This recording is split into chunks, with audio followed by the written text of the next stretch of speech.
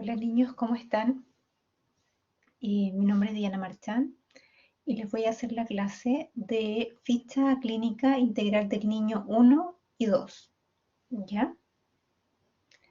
Vamos a comenzar.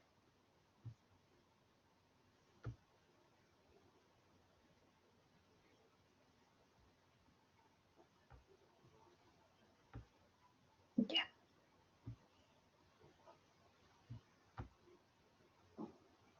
La ficha que yo les voy a mostrar, vamos a conversar un poquitito, voy a hacer como un resumen de todo lo que tienen que ir incorporando en la ficha clínica.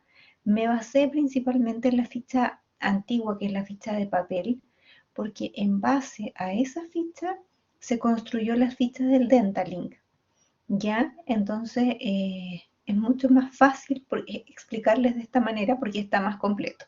¿Ya? Y también está incorporado todo lo que aparece en el manual de la ficha clínica. Hay un manual que es de ficha clínica del niño 1 y 2, donde aparece toda la forma de cómo se debe completar este documento. ¿Ya? Bueno, como ustedes bien saben, la ficha clínica es un documento legal que contiene la historia clínica de un paciente, incluye información personal, el motivo de consulta y constituye el registro de las acciones y tratamientos que recibe a lo largo del tratamiento. Es importante que ustedes vayan anotando sesión a sesión todas las acciones que van realizando. ¿Ya? Mediante la ficha clínica, el estudiante puede indagar en la historia médica familiar del niño, conocer cómo fue el periodo de gestación, el nacimiento y el posterior desarrollo. Por otra parte, también puede entender cómo es el entorno social y familiar donde se desarrolla el niño. El proceso de la confección de la ficha clínica le permitirá adquirir habilidades y destrezas para la adecuada categorización del niño en cuanto a su desarrollo físico y psicológico. Recuerden que en el modelo biopsicosocial nosotros tenemos que ver a nuestro paciente como un ser integral, ¿ya? Bueno, la evaluación del paciente es necesaria, ¿por qué? Porque permite distinguir entre normalidad y anormalidad. Permite determinar la necesidad de realizar algún tipo de interconsulta o derivación. Nos ayuda también a establecer el o los planes de tratamiento, determinar la duración y costo del tratamiento y reconocer si es necesario apoyo médico o psicológico. ¿Cuál es la importancia de la ficha clínica? Es una guía para efectuar el examen del paciente de manera ordenada y metódica. Conduce a formular un diagnóstico, un plan de tratamiento y pronóstico. Permite seguir la evolución y el control de la enfermedad. También tiene valor estadístico y también valor médico legal. Bueno, acá vemos la estructura de la ficha clínica como el esqueleto eh, de las distintas partes que constituyen nuestra ficha, ¿ya? Donde tenemos la identificación, la anamnesis, evaluación psicológica de nuestro paciente, factores sociofamiliares y económicos, el examen físico general, el examen extraoral, intraoral, eh, los elementos ayudantes al diagnóstico, los fundamentos y elementos diagnósticos, el diagnóstico integral, los objetivos y el plan de tratamiento. Bueno, partimos por la ficha. Lo primero que tenemos que considerar son los datos de nuestro paciente, ¿verdad? Su nombre, su apellido, el RUT, la edad también. En la parte superior encontramos también el nombre del estudiante que lo trata, ¿ya? Y el docente que está a cargo de este estudiante. Bueno, como les decía, el nombre, apellido, el RUT, la edad, la fecha de nacimiento, dónde vive. También aparece un ítem ahí que es el apodo, ¿ya? Porque a veces los niños tienen algún apodo especial por el cual les gusta ser llamados, ¿ya? Algo que al niño le guste, obviamente. También es importante, si es posible, considerar sus actividades favoritas, preguntarle si tiene alguna mascota, ¿ya? De esta forma lo individualizamos como un ser único y permite también mayor acercamiento de ustedes con su paciente, ¿ya? El domicilio, el nombre del papá, de la mamá, su teléfono, lo que hacen, en qué colegio está, en qué curso está, ¿ya? Para poder ver si es que va en el nivel que corresponde. cuál es el médico pediatra o el tratante, si es que no va a algún pediatra, saber cuál es el CEFAM al que corresponde de acuerdo al sector donde vive, el teléfono y el motivo de consulta.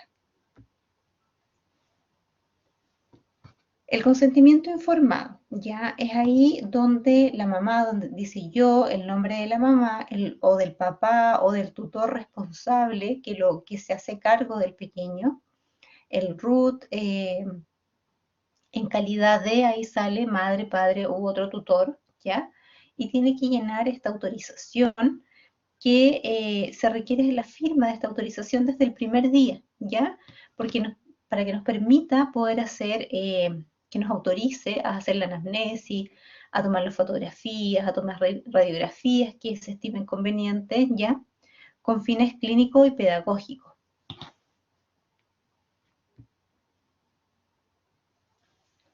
Ya, acá tenemos la anamnesis, donde se le pregunta si ha tenido experiencia odontológica previa, ya si ha ido antes al dentista. ¿Cuál fue la última fecha de esa ida al dentista? ¿Y qué se le hizo? ¿Tratamiento realizado? Y aquí aparece antecedentes relevantes. Estos antecedentes relevantes que aparecen acá están en relación a esta visita o experiencia odontológica previa. ¿Qué cosas podrían ser relevantes? Por ejemplo, se portó bien, le hicieron alguna restauración, fue una atención de urgencia, por lo tanto no fue muy agradable, no se dejó atender, ¿ya? Porque a ustedes les sirve para poder saber cómo es este paciente que están recién conociendo, ¿ya? Antecedentes familiares importantes, ya preguntar por familiares directos, mamá, papá, hermanos, abuelitos, ya si hay algún antecedente que pueda tener algún carácter hereditario. También nosotros acá preguntamos por los antecedentes materno-infantiles, el embarazo, si fue normal, si hubo algún tipo de enfermedad durante el embarazo, si la mamá ingirió algún tipo de medicamento, en qué mes, si fue parto normal, cesárea, si se utilizó forceps, el recién nacido de cuántas semanas de gestación fue, si nació sano o con alguna patología, especificar el tipo de patología si es que nació con alguna patología. También preguntamos por la lactancia materna, si fue exclusiva, si fue lactancia mixta, si solo tomó biberón, por cuánto tiempo y si hubo dificultad de succión. ¿Ya?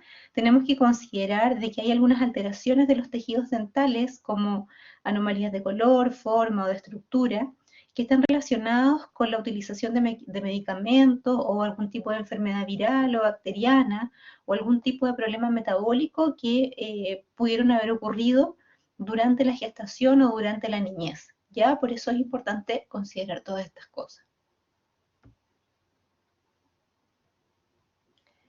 También es importante conocer la extensión o la prolongación del embarazo, ya porque ustedes anotan ahí cuántas semanas de gestación, pero tienen que saber cuánto es lo normal, ¿ya? Por lo tanto, se especifica el número de semanas de gestación y tienen que saber que hasta 36 semanas y 6 días se considera de pretérmino.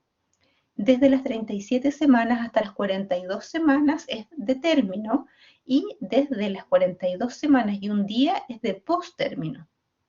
Si fue prematuro, existen alteraciones asociadas como hipoplasia de esmalte y otros defectos por hipercalcemia neonatal. La mayoría de los pacientes son intubados y se pudo haber provocado daño a las vías respiratorias, daños a los gérmenes dentarios y paladar hendido adquirido. El parto también puede ser normal por vía vaginal o cesárea programada. Ya, si fue cesárea, pregúntale a la mamá, ¿por qué fue cesárea? O también por alguna situación específica de la madre. Por ejemplo, partos anteriores por cesárea hacen de que el parto siguiente también sea por cesárea. También puede ser por una cesárea de urgencia, luego un trabajo de parto que fue muy prolongado y esto puede traducirse en una línea neonatal de hipocalcificación. Es importante saber si durante las maniobras del parto se utilizó forceps, que también podría provocar algún tipo de alteración.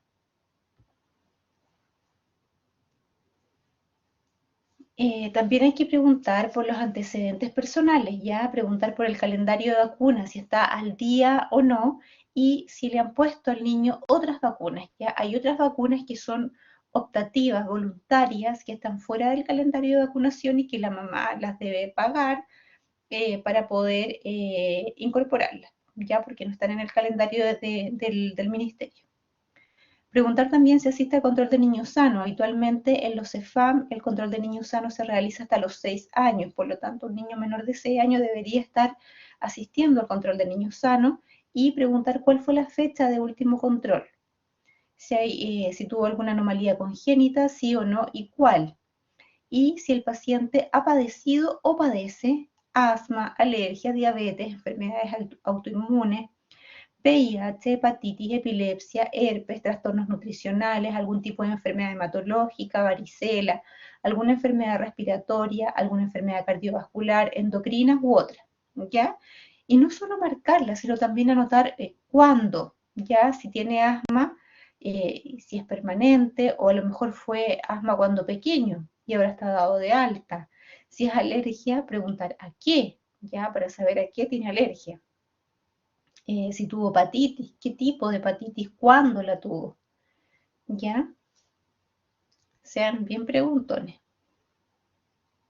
Bueno, acá tenemos una fotito de cuál es el calendario de vacunación, cuáles son las vacunas que se deben poner a los niños cuando nacen, a los 2, a los 4, a los 6 meses, a los 12 meses, a los 18 meses, y después en primero básico, cuarto básico, y así. Ya, aquí especifique se refería a las enfermedades, ¿ya? Si presenta algún tipo de discapacidad, sí o no, y el tipo. Si ha estado hospitalizado, sí o no, y por cuánto tiempo estuvo hospitalizado y el motivo. Si ha tenido intervenciones quirúrgicas, sí o no, y describir. No tiene relación, no es lo mismo si ha tenido intervenciones quirúrgicas o si ha estado hospitalizado, porque una persona puede estar hospitalizada y no necesariamente operarse. Por lo tanto, no es lo mismo, ¿ya? Así que las dos cosas tienen que preguntarlas, ¿ya? Eh, Preguntar si actualmente está bajo algún tipo de tratamiento o terapia, sí, no y cuál, si está tomando algún medicamento, sí, no y cuál. Y la dosis, por ejemplo, si es un niño que es alérgico y toma de forma permanente algún tipo de antihistamínico, por, preguntar a qué es alérgico, cuál es la dosis, si está bajo tratamiento con algún médico, ¿ya? Y alerta médica especial o comentarios relevantes sobre el paciente, por ejemplo, cosas importantes a considerar, alergia a algún tipo de medicamento, algo que no podamos indicarle a nuestro paciente. ¿Ya? Eso tiene que ser, eso es súper importante porque la persona que, si no están ustedes, la persona que vea la ficha tiene que saber qué cosa no le podría indicar, ¿ya? Bueno, ustedes esto ya lo han visto, la clasificación ASA de los pacientes, ¿ya? Bueno, en resumen, se debe especificar y valorar la enfermedad que padece o padeció nuestro paciente, su evolución, signos y síntomas, medicamentos que ingiere o ingirió. Todos estos antecedentes determinarán si nuestro paciente presenta algún tipo de riesgo biológico general o no. También hacemos evaluación psicológica. Vemos si el paciente es cooperador potencial o no cooperador, en qué etapa de Piaget se encuentra, en qué crisis de Erikson se encuentra, y de acuerdo a la escala de Adler, eh, Adler los cataloga de acuerdo al número de hermanos, ya si es que es hijo único, si es el hijo mayor, si es el hijo del medio, si es el menor, ya tienen distintos rasgos de personalidad.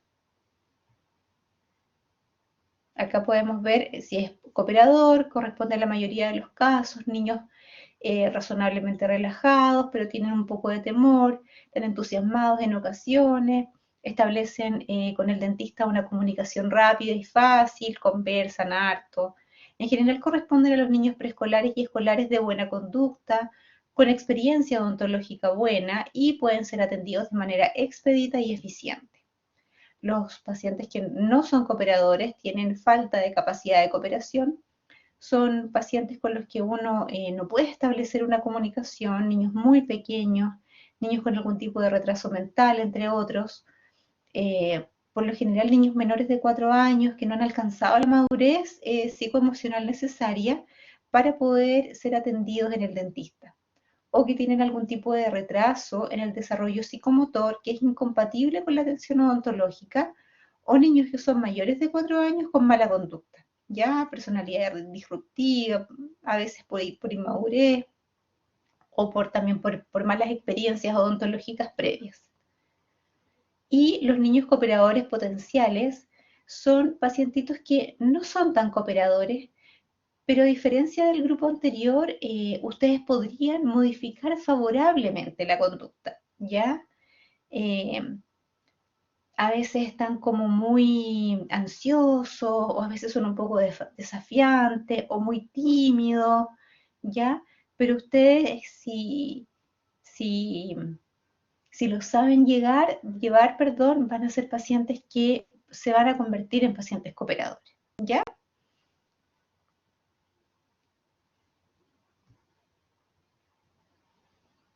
Las etapas de Piaget, bueno, tenemos la inteligencia sensomotriz, que va de los 0 a los 2 años, el pensamiento preoperacional de los 2 a los 7 años, las operaciones concretas de los 7 a los 11 años, pensamiento lógico de los 12 años en adelante. No va al caso que las describamos en este momento. Cuando ustedes estén en cuarto, van a tener clases sobre psicología y sobre estas distintas etapas de Piaget y también de las crisis de Erikson, ¿ya? Erikson da como distintas crisis a lo largo del desarrollo del niño, y la forma en que cada uno resuelve esta crisis influye en cómo se va a enfrentar la siguiente, ¿ya? La primera, que va de los 0 a 1 año, que es la crisis de la infancia de confianza versus desconfianza. Después de 1 a los 2 años, crisis del que empieza a caminar, donde se da esta dicotomía de autonomía versus vergüenza y duda. De los 2 a los 6 años, crisis de la infancia temprana, que es la iniciativa versus culpa.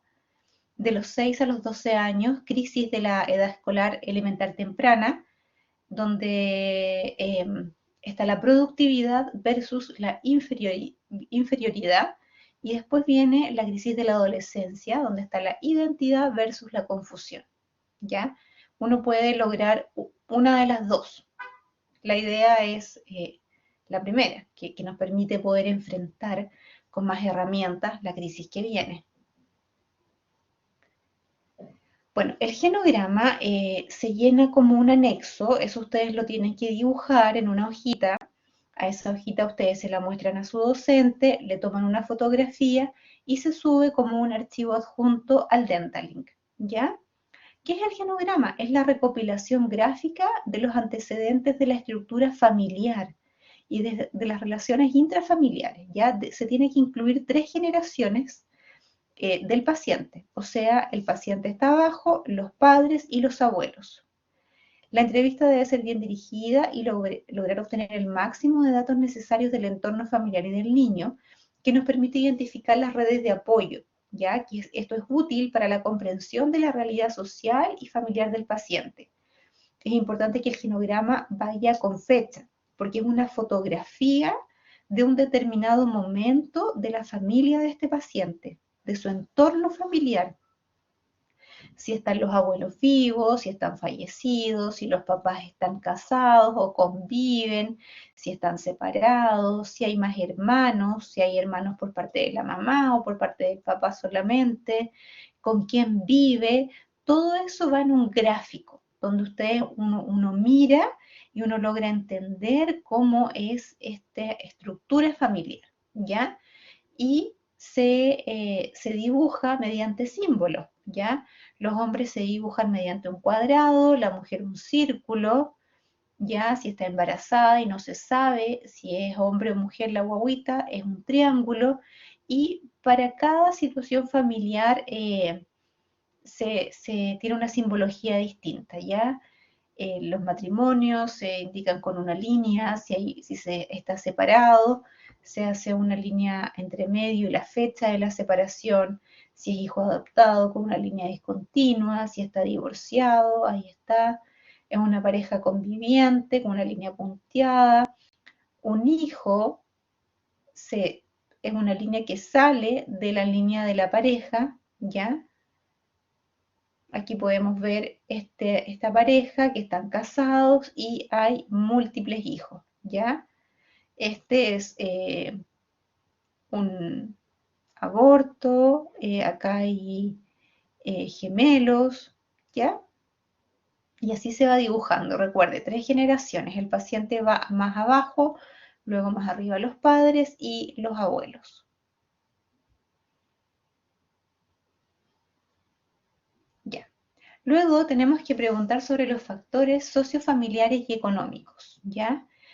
Acá aplicamos una escala, que es una escala de Graffar, que se adjunta como anexo, donde ustedes le van haciendo distintas preguntas a la mamá para poder obtener un determinado puntaje y donde sacamos en qué estrato de si está en riesgo social o no, de acuerdo al puntaje que nos da. Entonces ahí ustedes anotan si está en riesgo social o no, ¿ya?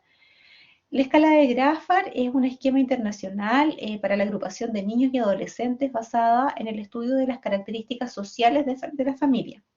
Considera la profesión del padre, el nivel de instrucción, fuentes de ingreso familiar, la comodidad del alojamiento y el aspecto de las zonas donde habita la familia.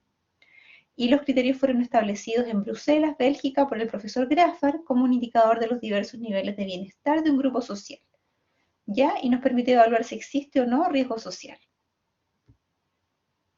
Acá podemos ver la escala de Graffar, donde da puntaje.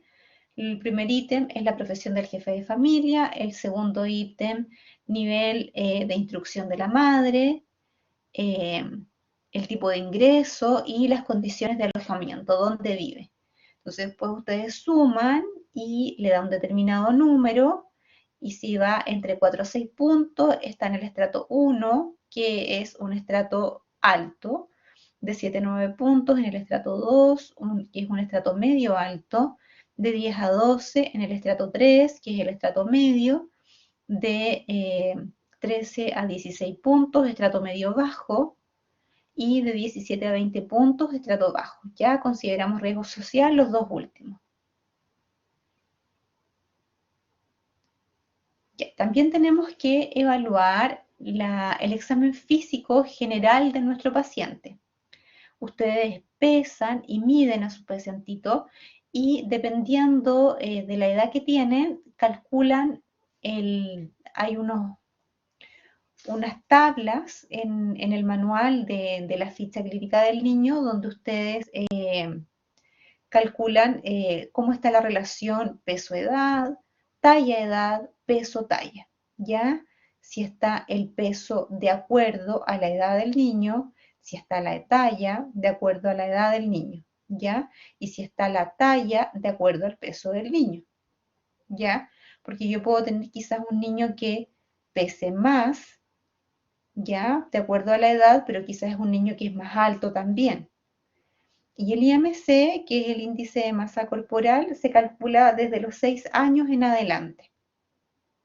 También hay que ver la deambulación, ¿ya? Bueno, y aquí encontramos las tablitas, las clasificamos de acuerdo a la estatura de los niños, si es un niño de acuerdo al percentil que ustedes encuentren en el gráfico que aparece en el manual, ¿ya? Si es un niño una niña de talla alta, normal, o hay un retraso en la talla. Lo mismo el estado nutricional, si está en estado de obesidad, sobrepeso o es eutrófico, si hay riesgo de desnutrición o está desnutrido, ¿ya? Y el IMC también lo clasifica si hay obesidad, sobrepeso, eutrofia o desnutrición, ¿ya? ¿Qué es la eutrofia? Es nutrición y desarrollo perfecto, regulares de todas las partes del organismo. Bueno, luego evaluamos a nuestro paciente físicamente, externamente, en vista frontal. Ya, para eso ustedes tienen que tomar fotografías también. La idea es cuando toman estas fotografías, el paciente se pare como siempre se para, ¿ya? No le digan, párate derechito, porque se va a parar derechito y va a falsear la información. Yo necesito que la fotografía sea un reflejo de cómo es efectivamente el paciente. Si el paciente normalmente anda chueco, Me interesa que se pare como se para siempre, no le digan parece derechito, ¿ya? Y para eso es importante que no tomen las fotografías con ropa muy grande, con ropa muy suelta o con parcas muy grandes, porque no nos va a permitir ver detalles que es necesario que ustedes consideren, ¿ya? Ver cómo está la cabeza en vista frontal, ver los hombros, si un hombro está más arriba o más abajo que el otro, el triángulo de la talla, las extremidades inferiores y en vista lateral también ustedes tienen que ver la cabeza, si coincide con con el eje del cuerpo o si hay alguna alteración, si está hacia adelante, los hombros también, observar la pelvis y la región lumbar. ¿Ya? Bueno, para realizar el registro de la postura, el paciente se le da la siguiente instrucción. Póngase de pie sobre ambos pies mirando al frente de manera natural, relajado, como lo hace siempre, sin ponerse tieso. El profesional que evalúa no debe corregir la postura que adopta el paciente, ¿ya? Y que tenemos que observar en la cabeza, en vista frontal, si está en la línea media o si está inclinada a la derecha, a la izquierda o rotada a la derecha o a la izquierda. Los hombros si están a la misma altura o si al derecho o al izquierdo está más alto. Y el triángulo de la talla es el espacio que se forma entre la cara interna del brazo y el contorno del cuerpo, ¿ya? El espacio que se forma en esta zona y hay que ver si están iguales o si hay alguna diferencia. Normalmente si un hombro está más arriba que el otro, eso también produce una alteración en el triángulo de la talla. Las extremidades inferiores, estamos en la vista frontal, ¿ya? Ver cómo se ubican los pies, si están ubicados con una separación no mayor al ancho de las caderas, si los pies se ubican más separados que el ancho de las caderas, si los pies mantienen una angulación anterior no mayor de 30 grados entre ellos o si mantienen una angulación anterior mayor de 30 grados entre ellos, si los pies están paralelos entre sí, si los pies tienen algún tipo de angulación posterior, o sea, los talones más separados que las puntas.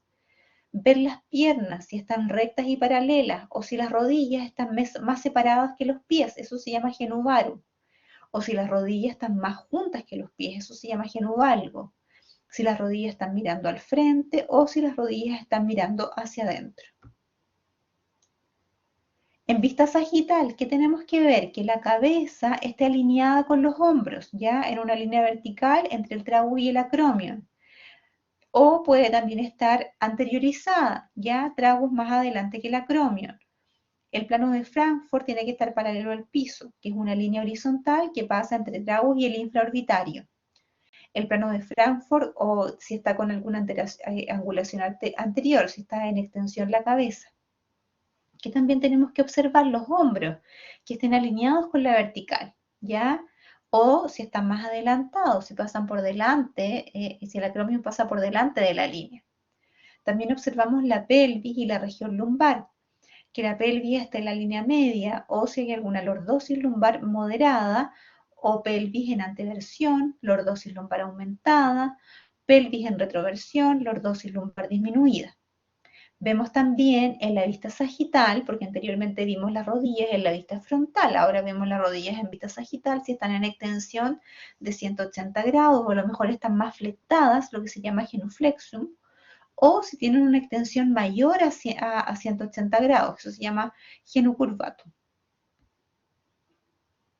Acá tenemos unos monitos, se fijan, en vista sagital, esto es lo normal, ya acá tenemos algunas alteraciones, se fijan acá una hiperlordosis, y esta en una vista frontal, donde vemos cómo está la posición de los hombros, se fijan aquí hay un hombro más arriba que el otro, y esto en vista sagital, ya acá vemos también la posición de las rodillas, la forma, las piernas.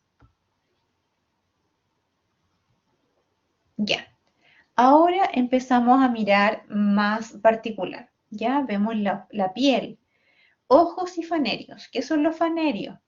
Uñitas, pelo, ¿ya? Palpar, ganglios, ver si hay ganglios palpables, sí o no, y cuáles, ¿ya?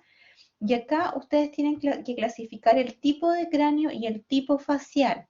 El cráneo, si es braquicéfalo, dolicocéfalo, mesocéfalo y el valor que les dio. Y el tipo facial, si es euriprosopo, leptoprosopo, mesoprosopo y el valor que les dio, ¿ya? ¿Qué es el índice craneal? Es una medición antropométrica del cráneo. Su importancia radica en que nos permite clasificar el tipo de cráneo. Ya compara el diámetro transversal máximo del cráneo con el diámetro antero-posterior máximo. ¿Ya? ¿Cómo mido el diámetro transversal máximo, que es la distancia lineal entre los puntos Eurion y Eurion? ¿Ya? ¿Cuál es el Eurion? Son los puntos más prominentes del cráneo ubicados lateralmente a nivel de los parietales. ¿Ya? Y el diámetro antero-posterior máximo es la distancia lineal entre los puntos glabela y opistocráneo. ¿Ya? La glabela es la prominencia ósea que está entre las crestas superciliares, ¿cierto? Y el opistocráneo es el punto óseo más saliente del occipital. Lo ideal es que esto lo pueden hacer con una wincha, de estas winchas de costurera, para que puedan medir bien, o si no, tienen como que proyectar hacia arriba si es que van a medir con regla. Pero es mejor con una wincha que sea flexible. ¿Ya? Y con esto podemos calcular el índice craneal, que es lo que se anotaba anteriormente, ¿ya? ¿Cómo calculo el índice craneal? Que es el diámetro transversal máximo por 100 dividido por el diámetro antero-posterior máximo. Y de acuerdo al índice facial podemos clasificarlo, si es dodecicéfalo da menor a 76%, que es un cráneo más largo que ancho, como este. Mesocéfalo, que da un valor entre 76 a 81%, que es un cráneo con una relación equilibrada entre largo y ancho, ¿ya?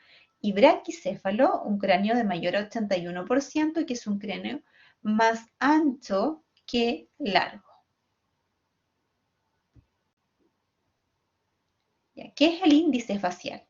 El índice facial es una medición antropométrica que nos permite hacer una clasificación del tipo de cara dentro de las dimensiones faciales en proyección frontal y relaciona la altura facial y el ancho facial. La altura facial va de la distancia entre ofrión y natión piel. ¿Cuál es el ofrión? Intersección de la línea media con una tangente a los arcos superciliares. Punto en que se intercepta una tangente al borde superior de las cejas y el plano sagital. Y natión piel, punto más anterior e inferior del mentón óseo proyectado en tejido blando. El ancho facial, diámetro bicigomático, la distancia lineal entre los puntos más prominentes de la apófisis cigomática. Vamos a mostrar aquí un bonito. Bueno, de acuerdo a esto, ustedes hacen este cálculo, la altura facial por 100 con el ancho, dividido por el ancho facial, y de acuerdo a esto les da si es leptoprosopo, si es mayor a 104%, europrosopo menor a 97% y mesoprosopo entre 104 y 97%. El leptoprosopo ustedes pueden ver que es una cara más alargada, ¿ya? El euriprosopo es un poco más... el europrosopo es una cara más ancha, ya que larga, y el mesoprosopo es una cara más equilibrada entre el largo y el ancho.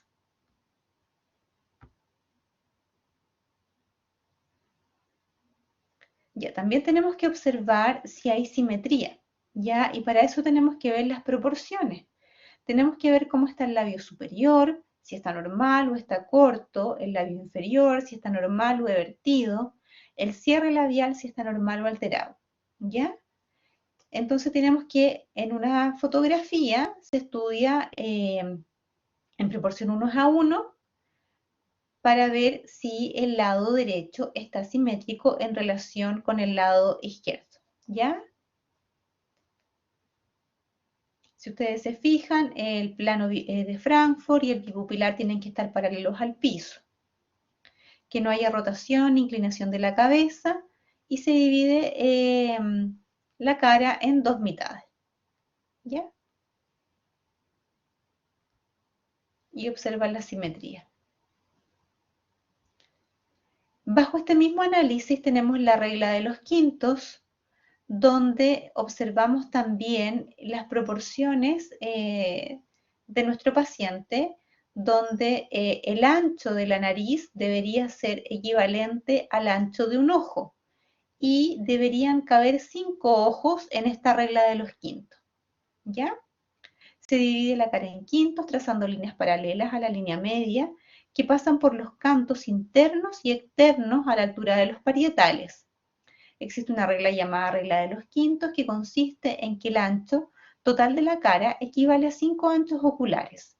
El ancho nasal, que se mide de ala a ala, ocupa el quinto central.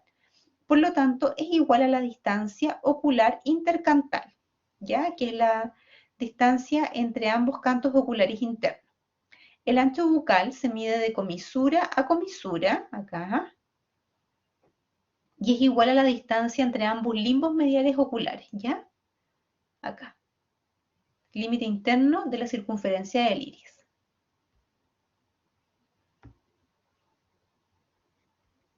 También vemos el estudio de los tercios, ¿ya? Vemos, acá dividimos la cara en 3 tercios que deberían ser equivalentes entre sí, ¿ya? Y también después se hace un análisis de los tercios inferiores. ¿Ya? Los dos tercios, el tercio inferior que se divide en dos, estos no son iguales, ¿ya?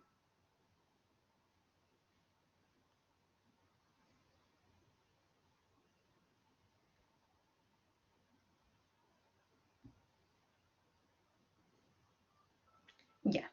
¿Cómo tenemos que ver la relación del labio superior y del labio inferior?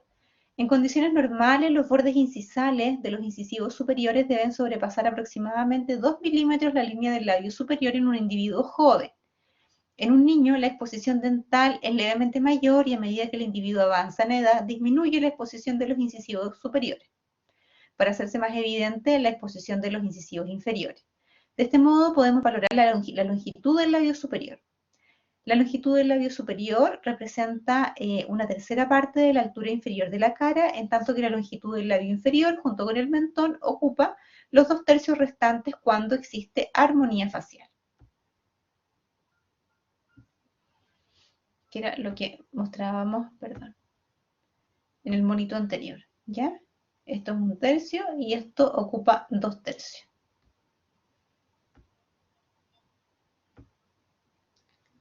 El cierre labial. Los labios normalmente deben estar juntos, de modo que si se encuentran separados puede indicar una respiración bucal que necesita mayor exploración.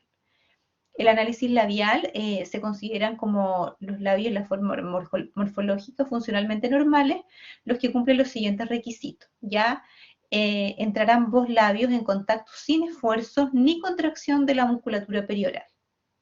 El contacto labial en posición de sellado oral debe ser suave y armónico.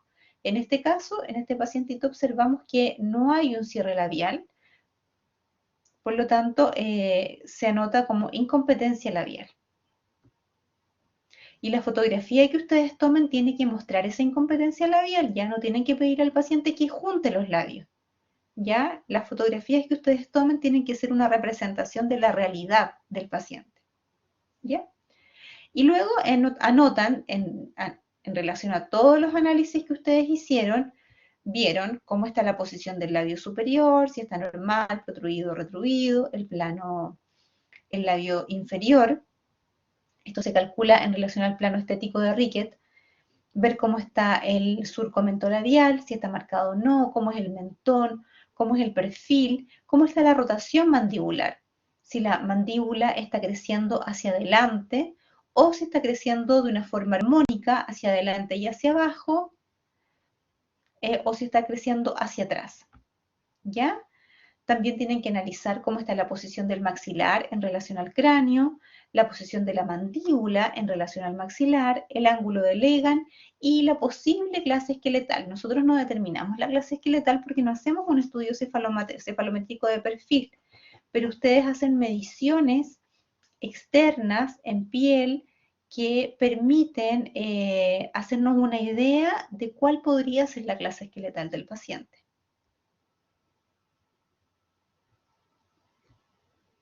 Ya, acá vemos el plano estético de Rickett en relación al labio superior y al labio inferior, donde se toma una fotografía de perfil y tienen que trazar una línea, ¿ya? Que va tangente del punto pronasal y hipogonium blando ¿ya? Y se relaciona, y ustedes ahí analizan cómo es la posición del labio superior y del labio inferior en relación a esta línea, ¿ya? Y esto va variando de acuerdo a la edad, y ahí aparecen los milímetros a los cuales se debería encontrar según la edad del paciente.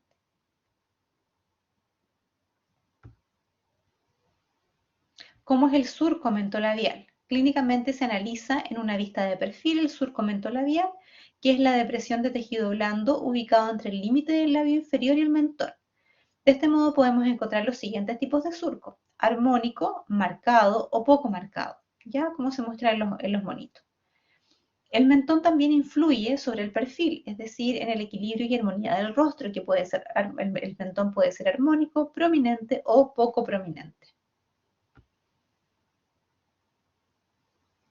Y en base a esto también calculamos el tipo de perfil, ¿ya? Por ejemplo, si se fijan, acá tenemos un perfil recto, un perfil convexo y un perfil cóncavo, ¿ya? Esto lo pueden hacer de forma directa o mediante la fotografía, y lo básico es tener la cabeza correctamente orientada con el plano de Frankfurt paralelo al piso y perpendicular al eje corporal, con la cabeza erguida mirando al frente. Todos los análisis del tercio inferior facial tienen en cuenta tres estructuras que son las que determinan la armonía facial en la proyección lateral: nariz, boca y mentón. El perfil puede ser recto, cóncavo o convexo en función de la prominencia relativa de estas estructuras, ¿ya? La convexidad puede estar dada por la protrusión labial o por la falta de relieve del mentón. Una nariz grande puede dar la sensación de una boca retraída o hundida.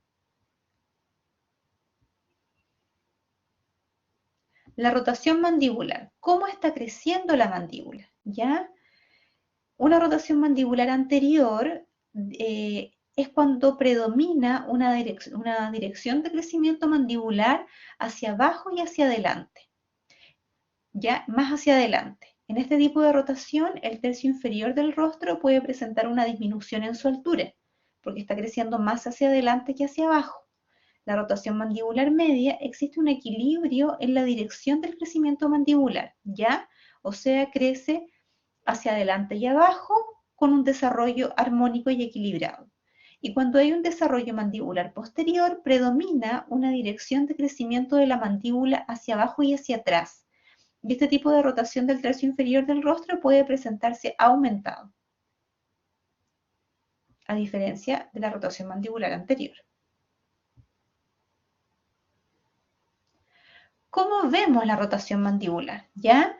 El paciente tiene que estar con sus arcos dentarios en oclusión, el odontólogo se ubica a la derecha del paciente y coloca una regla, ya esto se hace con dos reglas, una regla en el borde inferior de la mandíbula de modo que coincida con el borde inferior de la mandíbula. Ahí se pone la primera regla.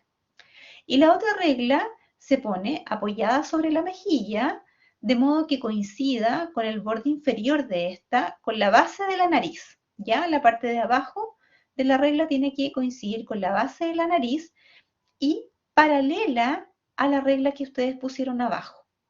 ¿Ya? Y dependiendo de dónde pasa esta regla en relación a la oreja, es que tenemos el tipo de rotación mandibular. ¿Ya? Cuando el borde inferior de la regla, que se apoya sobre la mejilla, coincide con el hélix, es un individuo con rotación mandibular media. Acá, el hélix, la parte de arriba de la oreja. Esta línea que vemos aquí indica la rotación mandibular media, o sea que está creciendo de forma armónica hacia abajo y hacia adelante la mandíbula. Cuando el borde inferior de la regla, que se apoya sobre la mejilla, pasa por debajo del hélix, es un individuo que tiene una rotación mandibular anterior. Acá. Pasa por debajo del hélix, tiene una rotación mandibular anterior. Y cuando el borde inferior de la regla, que se apoya en la mejilla, pasa sobre el hélix, es un individuo que tiene una rotación mandibular posterior. Hay otra técnica que es mucho más sencilla, donde ponemos la regla inferior también en en la mandíbula, en el borde inferior de la mandíbula, y la otra regla se pone subnasal y pasa por el hélix, y vemos si las reglas se abren o se cierran adelante, ¿ya? Y eso nos indica cómo está haciendo el crecimiento de la mandíbula. Que es lo mismo, pero con otra técnica, ¿ya?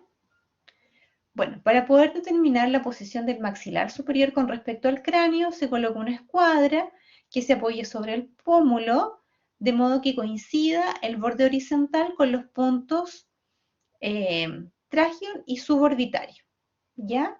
Y el borde vertical con el punto subnasal, ¿ya? Una escuadra. Y luego se proyecta hacia arriba una línea imaginaria.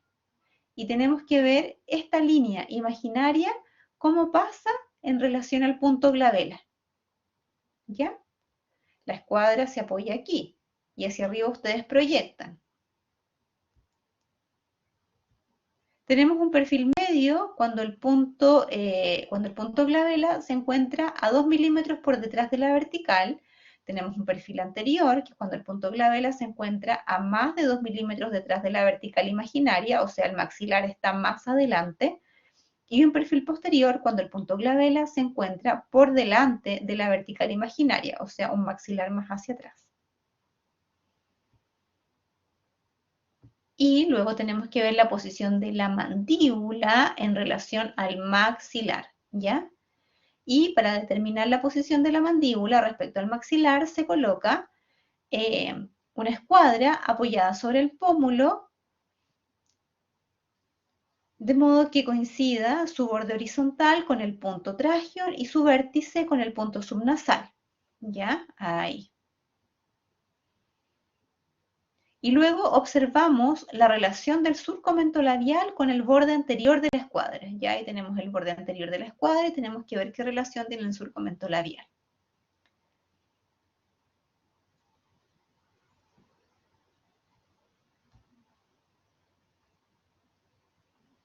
¿Ya? Y ahí podemos ver si tenemos un perfil recto, es cuando el surco mentolabial coincide con el borde perpendicular anterior de la escuadra. Tenemos un perfil anteinclinado cuando el surco mentolabial se encuentra por delante del borde perpendicular anterior de la escuadra, o sea, la mandíbula está más adelante. Indica una posición adelantada de la mandíbula en relación al maxilar, y un perfil retroinclinado cuando el surco mentolabial se encuentra por detrás del borde perpendicular anterior de la escuadra, que indica una posición retruida de la mandíbula con respecto al maxilar superior, o sea, una mandíbula más atrás. Y con esto podemos determinar la posible clase esqueletal del paciente, ya asociando el análisis del perfil, la posición del maxilar en relación al cráneo, la posición de la mandíbula en relación al maxilar, la relación entre ambos, ¿ya? Y para el caso de la clase de los primeros molares permanentes, considerar si hay ausencia o migraciones. Ya, pero para poder ver la clase esqueletal, ustedes tienen que analizar las mediciones que hicieron anteriormente, ¿ya?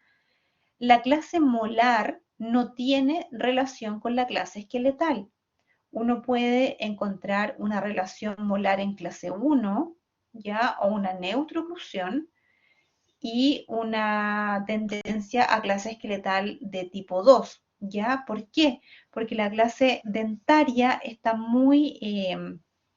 puede sufrir alteraciones por caries, pérdidas de dientes de forma prematura, por lo tanto, no siempre va a coincidir la clase dentaria con la clase esqueletal, ¿ya? Para que no busquen que coincidan las dos porque pueden no coincidir, ¿ya? Bueno, también tiene que observar, luego ahora ya nos vamos a la boca. Hicimos todo primero, acuérdense, todo el análisis externo, ya la posición en vista frontal, en vista lateral, luego nos fuimos a la cara de nuestro paciente en vista frontal, ver si habían proporciones, ya, la regla de los quintos, el perfil, el tipo de perfil, si era cóncavo, convexo, la posible clase esqueletal, y ahora recién empezamos a mirar dentro de la boca, que tenemos que observar La lengua, si está normal o si tiene alteraciones, las amígdalas, ¿ya? El frenillo labial superior, el frenillo labial inferior, el piso de la boca, el paladar duro, aparece 2 veces el piso de la boca, las mucosas y las encías. ¿Por dónde comenzamos? Comenzamos por la porción interna de los labios, continuamos por la cara interna de las mejillas, las inserciones musculares, ver la mucosa alveolar, la lengua, el piso de boca, paladar duro, blando, amígdalas, faringe, encía y finalmente los dientes, ¿ya? Evaluar también si hay presencia de halitosis, que puede ser por alguna infección, puede ser por algún problema en la garganta, eh, puede ser también por sinusitis, ya, por alguna enfermedad del tracto respiratorio. Por distintas causas puede haber halitosis. Ya, estamos viendo ahora la boca, ¿cierto? Vimos todas las partes blandas y lo último que miramos de la boca son los dientes. Y tenemos que ver, nosotros no tenemos, como es un paciente pediátrico, podemos encontrar diversas cosas. Podemos encontrar que está en dentición primaria, ya que solamente tenemos dientes de leche, o puede haber dentición mixta, ya donde hay dientes de leche y también dientes permanentes. Puede estar en dentición mixta en primera fase, en segunda fase, o también podemos encontrar de que ya tiene todos sus dientes permanentes y ya no hay dientes de leche, ¿ya? Tenemos que ver el tipo Baume del arco superior y del arco inferior, o sea, si hay diastemas o no hay diastemas en los dientes.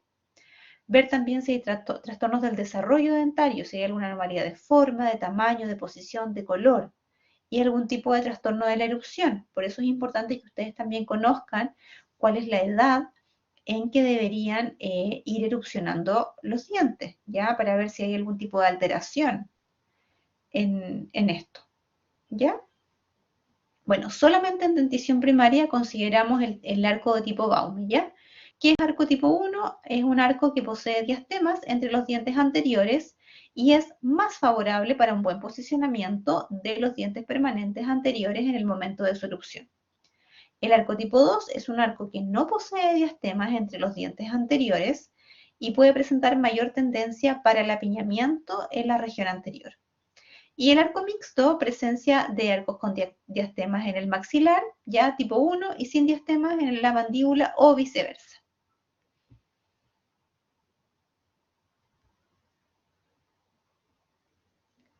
Ya, tenemos que ver trastornos del desarrollo, ver si hay alteraciones de número, de morfología, ya la forma de los dientes, de tamaño, la posición, de color, ver alteraciones cronológicas de acuerdo a la secuencia de erupción, ver también cómo es la forma de las arcadas, ya cómo es la forma de la arcada mandibular y maxilar. Se registra luego por arcada individual la forma, la presencia o ausencia de los espacios primates. ¿Qué son los espacios primates? Es un espacio que se localiza entre el canino y el primer molar primario en el maxilar inferior y entre el incisivo lateral y el canino en el maxilar superior, ¿ya?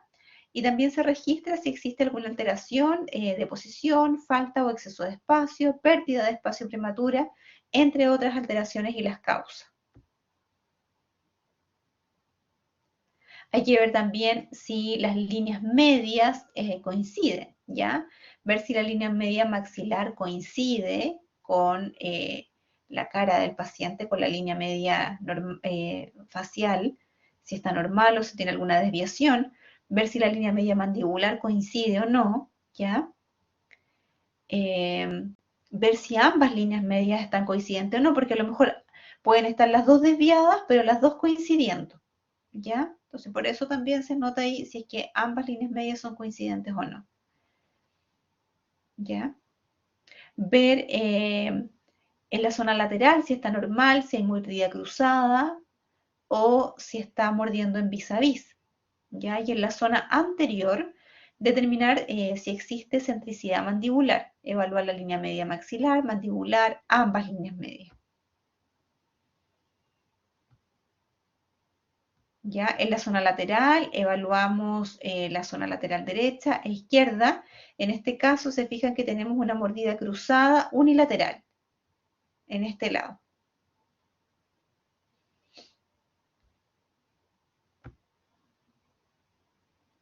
También tenemos que ver en el sentido sagital el Overjet, ¿ya? De cuántos milímetros es, para ver si está normal, aumentado o disminuido. También observamos en la vista sagital también la relación de los segundos molares primarios, ¿ya? Que son los segundos molares de leche. También tenemos que ver si están erupcionados los primeros molares permanentes, cómo es la relación que ellos tienen y cómo es la relación de los caninos permanentes. En la zona anterior, que es en los incisivos, anotamos el resalte o overjet, ¿ya? Que es la distancia entre el borde incisal de uno de los incisivos centrales superiores con la cara vestibular del correspondiente incisivo central inferior, ¿ya? Esta relación va a depender de acuerdo de la edad del niño y tiene distintos valores, ¿ya? Y eso es la distancia hacia adelante, esto es en vista sagital. Y en la zona posterior, ahí vemos la relación que tienen los molares, ¿ya? Se anota la relación de la oclusión que existe en la zona lateral derecha e izquierda. Ya en dentición primaria observamos cómo terminan los segundos molares temporales, que pueden terminar en un plano, lo que se llama plano poslácteo, pueden terminar en escalón mesial o escalón distal. ¿Ya? Y en los dientes permanentes observamos la relación de los primeros molares permanentes y la relación de los caninos permanentes, que pueden estar en neutrooclusión, en mesio o en disto. Y la relación de los primeros molares permanentes también puede estar en neutro, mesio o disto. ¿Ya? Ahí observamos una distoclusión donde el molar superior está más adelante de lo que corresponde. ¿Se acuerdan que la cúspide mesio vestibular tiene que caer en el surco del molar inferior? Y acá tenemos un molar superior que está más adelante, por lo tanto es una relación disto. Y una mesioclusión cuando el molar inferior está más adelante, ¿ya? Y el molar superior está más atrás. Estamos ahí en una mesioclusión. Ya, y en sentido vertical observamos el overbite, ¿ya? Lo tienen que medir en milímetros, ver si está normal, aumentado o disminuido, ¿ya? Se mide y se registra el escalón overbite entendiéndose por la distancia vertical entre el borde incisal de los incisivos superiores y el de los inferiores, ya aquí de borde a borde. ¿Se acuerdan que antes era la distancia, el overjet, hacia adelante, desde el borde incisal hacia la cara vestibular? Acá es del borde incisal del superior al borde incisal del inferior, ¿ya? Y también depende de la edad del paciente.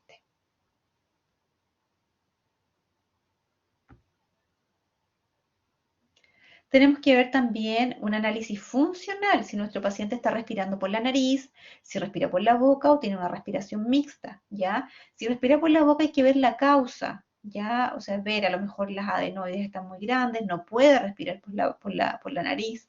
O a veces los niños, la mamá les dice, no, si lo operaron de adenoides, pero sigue respirando por la boca, porque el niño se acostumbró a respirar por la boca, hay que enseñarle a respirar por la nariz. Entonces quizás en ese caso sería también necesario derivarlo para que aprenda a respirar por la nariz. O si respira por las dos, por boca y nariz, ¿ya? La deglución, si es deglución normal o atípica. ¿Cuál es la deglución atípica? Cuando interponen la lengua entre medio de los arcos dentarios para poder tragar, que es una deglución que tienen las guaguas. Cuando no hay dientes, meten la lengüita para poder tragar. Y esto debe mejorar, esto debe, a medida que van apareciendo los dientes, la lengua tiene que irse más atrás, ¿verdad? Pero a veces hay niños que perpetúan este tipo de deglución. Ver también la fonoarticulación, hagan hablar a su paciente, pregúntenle cosas, entonces ustedes van a poder valorar cómo está la pronunciación de distintos fonemas. También hay que tener en consideración la edad del paciente, porque si es un paciente muy pequeño, hay fonemas que todavía no tienen bien incorporados en su desarrollo, pero producto de la edad que tienen, ¿ya? También hacen palpación de las ATM para ver si hay dolor, ruido y anotar también las observaciones, ¿ya? Si hay hábitos, succión no nutritiva, si usan chupete, si se chupa el dedo, si se chupa el labio superior o se chupa el labio inferior. Si hay otro hábito, ya morder los lápices, morder las muñecas, morderse el pelo, todas esas cosas tienen que anotarlas. La frecuencia con que lo hace, si hay bruxismo y si hay onicofagia, si se comen las uñitas, con qué frecuencia u otro tipo de hábito. Ya, finalmente tenemos que anotar el odontograma. Ya, el odontograma es un registro de los dientes de nuestro paciente en papel. El Dentalink trae un odontograma, pero ustedes tienen que hacerlo en papel, siguiendo la guía del odontograma del centro de salud de la universidad. ¿Ya? Hay una guía que ustedes la conocen donde sale toda la simbología que tienen que colocar en el odontograma. ¿Ya? El examen dental se realiza luego de profilaxis dental, porque si el niño llega con los dientes sucios y tiene galletas, chocolate en los surcos, puede confundirse con caries. Entonces, luego de una higiene, se hace el examen.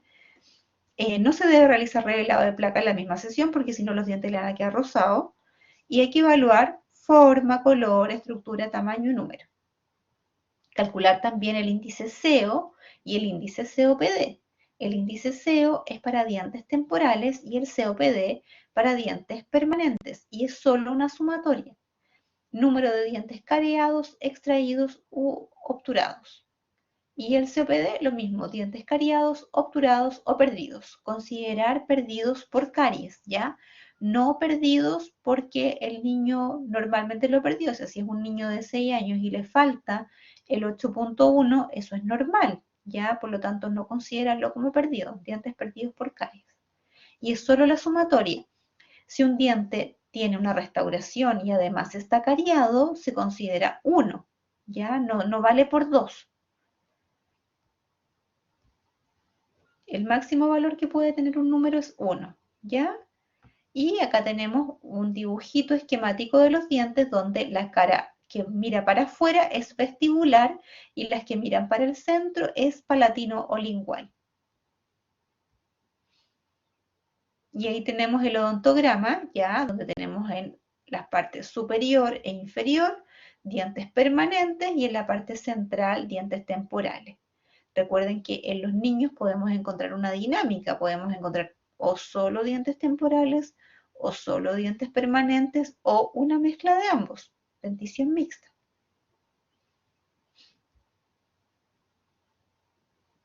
Ya, también tienen que hacer el examen radiográfico, anotar el tipo de radiografía que ustedes pidieron, retroalveolar total, Bite-Win, oclusal, panorámica, teleradiografía, dependiendo de la radiografía que le solicitaron a su paciente. Y hacen su informe radiográfico que tiene que estar revisado por el radiólogo.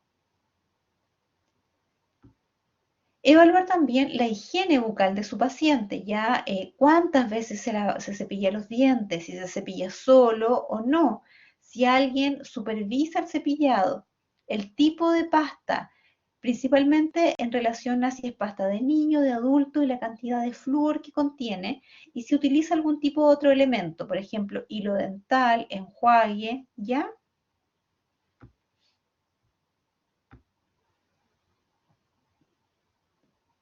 Ya. El índice de O'Leary lo utilizamos para poder evaluar la higiene de nuestro paciente, ¿ya?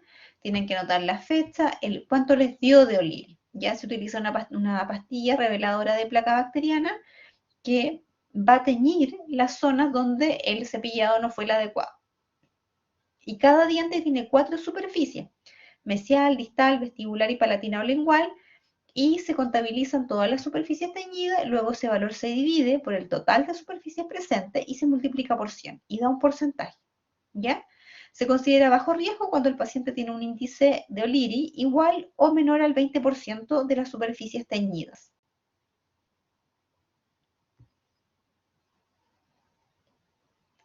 Ya, también tenemos que evaluar la alimentación del paciente. Para eso se hacen encuestas de dieta, donde ustedes van a analizar la calidad de la alimentación, la frecuencia, la consistencia y el valor potencial cariogénico, ¿ya? Se define una dieta cariogénica, aquella de consistencia blanda, con alto contenido en hidratos de carbono, especialmente azúcares fermentables como la sacarosa, que se deposita con facilidad en las superficies dentarias retentivas. ¿Ya? Al realizar la historia de dieta es importante interrogar acerca de los hábitos dietéticos y la alimentación del niño, tomando en consideración lo siguiente: la frecuencia, la cantidad y concentración de sacarosa en los alimentos, la eliminación de azúcares y consistencia de los alimentos, la cantidad de carbohidratos fermentables, el uso de sustitutos del azúcar y si hay algún elemento protector o favorable en la dieta. Ya. Estos son anexos, esto ustedes se lo tienen que pasar a la mamá se lo lleva y la idea es que anote lo más real posible todo lo que come el niño durante una semana, de lunes a domingo, al desayuno, colación, almuerzo, colación, comida y noche. ¿Ya? Si toma té, café, Milo, que anote también si es que le agrega azúcar. ¿Ya? Todo lo que ha comido. Por lo tanto, ustedes después le hacen estas preguntas también.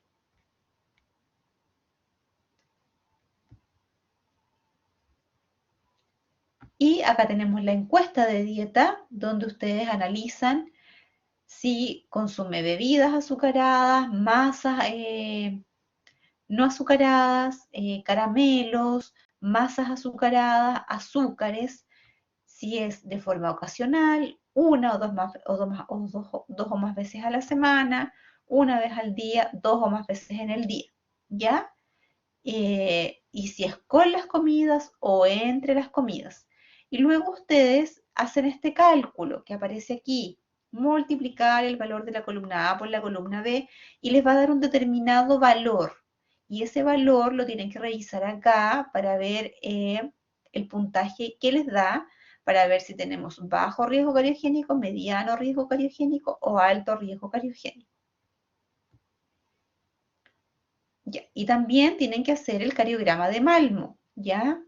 Que ustedes tienen que en un programa, ustedes van colocando determinados números en relación a si he tenido caries, cómo es en la higiene, y también hay un ítem que es como el juicio clínico. ¿Cuánto creen ustedes que su paciente si es de alto riesgo o no?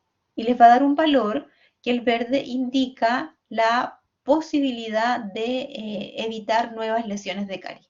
Por ejemplo, en este caso tenemos de este gráfico de torta, un gran porcentaje del sector verde, lo que nos indicaría que es un paciente que tiene un 74% de evitar nuevas lesiones de caries, ¿ya? Entonces, un paciente que tiene más alto riesgo cariogénico va a tener cada vez más pequeño este sector verde, ¿ya?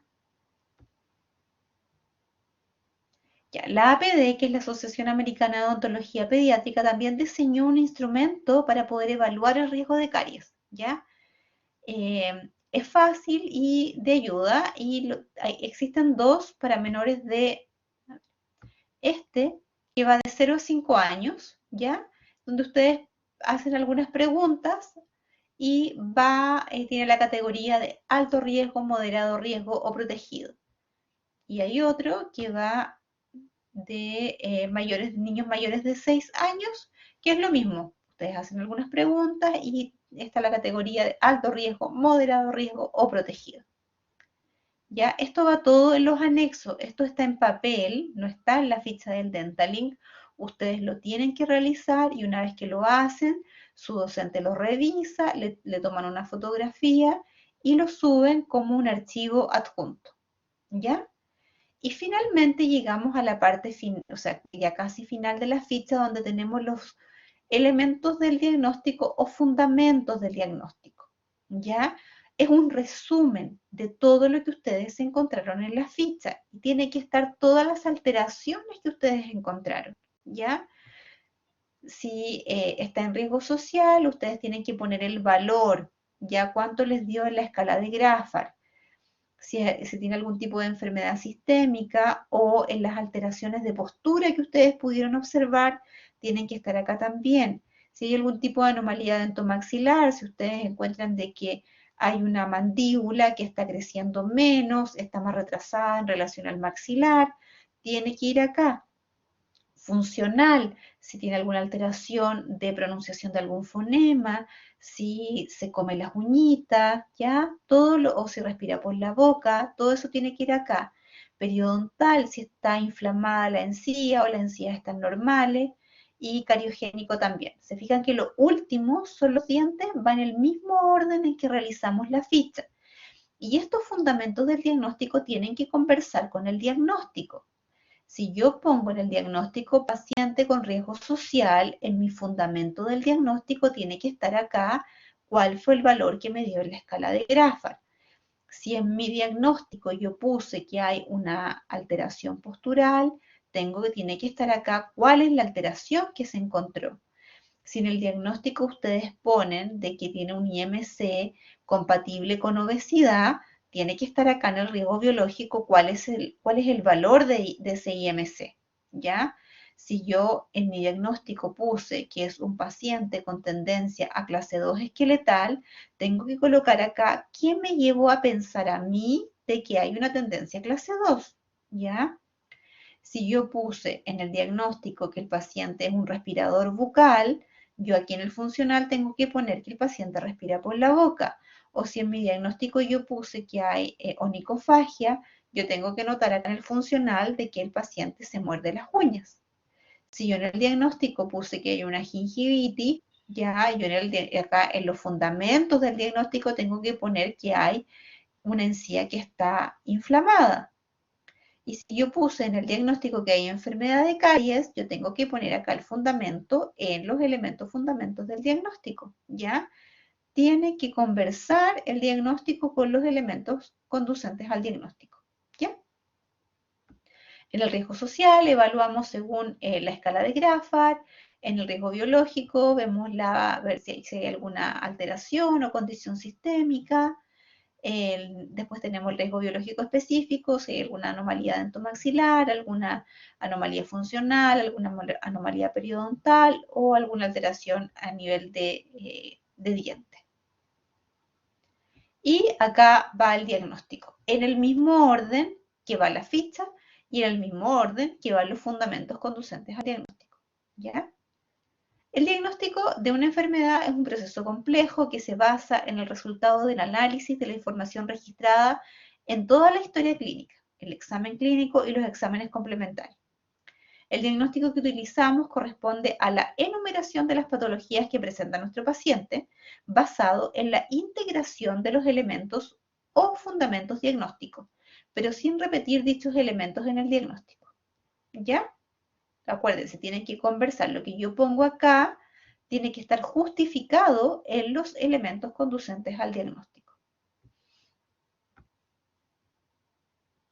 Y acá tenemos nuestros objetivos en relación a su paciente. No copien ni peguen los objetivos. Yo tengo que analizar mi paciente y en relación a él yo me propongo objetivos, ¿ya? Como por ejemplo, resolver las urgencias, adaptar al paciente, adaptar el medio bucal, rehabilitar función y estética y mantener el nivel de salud logrado en el alta. Y acá tenemos el plan de tratamiento, ¿ya? ¿Qué le voy a hacer yo a mi paciente? ¿Qué es lo que yo planifico para poder realizar? Recuerden también las interconsultas, ¿ya? Si yo encuentro que un paciente tiene un IMC compatible con obesidad, yo debería derivarlo al nutricionista. Si yo encuentro que mi paciente es un respirador bucal, yo lo debería derivar al otorrino para ver por qué está respirando por la boca. Si es un paciente que tiene una alteración de postura, dependiendo de la edad, si es pequeñito, lo debería derivar al pediatra para que el pediatra valore si esa alteración de postura es normal de acuerdo a la edad o debería ser derivado a algún traumatólogo, ¿ya? Yo tengo que informarle a la mamá, ¿ya? Porque si yo observo o pesquiso que hay alguna alteración, mi deber es dar la información y hacer la derivación correspondiente, ¿ya? Bueno, la elaboración de un plan de tratamiento tiene varias ventajas: establecer y obedecer una cierta secuencia, evitar improvisaciones, por lo tanto guía al odontólogo en los actos operatorios que va a realizar en cada cita, ¿ya? También nos permite hacer una estimación del tiempo que vamos a necesitar para completar el tratamiento de nuestro paciente y el posible número de citas que va a tener que asistir, ¿ya? Tenemos que informar a los padres sobre las ventajas del tratamiento, posibles riesgos, complicaciones que puedan surgir, ¿ya? Y cómo podríamos corregirlo y aliviarlo. decir aproximadamente el número de sesiones, la necesidad de que sean puntuales y el cumplimiento con las citas. Eso es muy importante. Y también es súper importante la mantención del paciente. Ustedes lo pueden dejar impecable, sano, perfecto, pero si no hay un compromiso desde la casa, lamentablemente el paciente va a presentar nuevamente caries, entonces no va a servir de nada todo el tratamiento. Es súper importante el compromiso que adquiera su paciente como también los padres del paciente. Bueno, y acá tenemos el pronóstico y el por qué. Si es excelente, bueno, malo, reservado, dudoso y por qué yo considero que mi pronóstico es así. Paciente cooperador, mamá comprometida, muy entusiasmado, se porta bien, ¿ya? O si yo creo que es malo, mejor si me planteo desde un comienzo porque, no sé, el paciente no me coopera, tienen que informar inmediatamente al tutor, ¿ya? Eso. Es una ficha que posiblemente les cueste un poquito entender algunas cosas, pero si ustedes van revisando en el manual de la ficha, aparece todo lo que yo les acabo de decir con lujo de detalle, cómo calcularlo, cómo trazarlo, está todo súper bien explicado. ¿Ya? Eso. Un abrazo muy grande, que estén todos muy bien y muchas gracias por su atención.